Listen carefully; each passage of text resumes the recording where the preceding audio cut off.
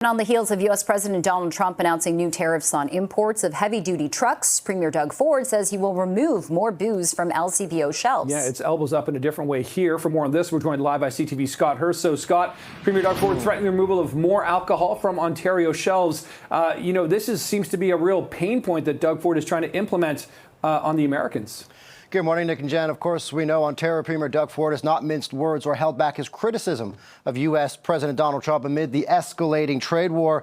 And we've seen him make some dramatic displays backing Ontario workers, in this case just last month, pouring out a bottle of Crown Royal at a news conference, angry over the looming loss of some 200 workers at a bottling plant in Amherstburg, Ontario, that's just outside of Windsor.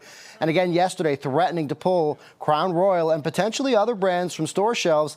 It's the latest round in a standoff between Doug Ford and the company Diageo, with Canadian consumers caught in the middle. The British owner of several popular alcohol brands like Bailey's, Captain Morgan Guinness, and Crown Royal. Here's more from the Ontario Premier making comments in Quebec City yesterday. We are pulling Crown Royal off our shelves as soon as the last person leaves that plant, and they can deal with it. And then we'll look at Smirnoff's next.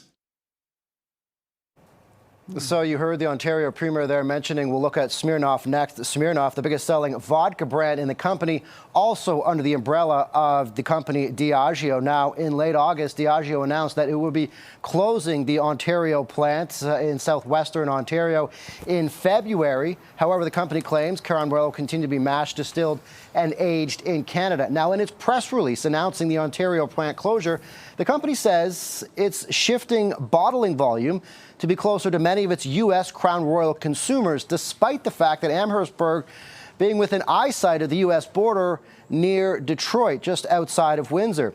Now, shortly after the inauguration of U.S. President Donald Trump, Diageo also announced plans for a brand new manufacturing and warehouse facility in Montgomery, Alabama. And that would mean an investment of more than $400 million and jobs of more than 700 people in the construction phase. And then, Nick and Jen, it claims about 100 full-time jobs once that plant in Alabama is up and running.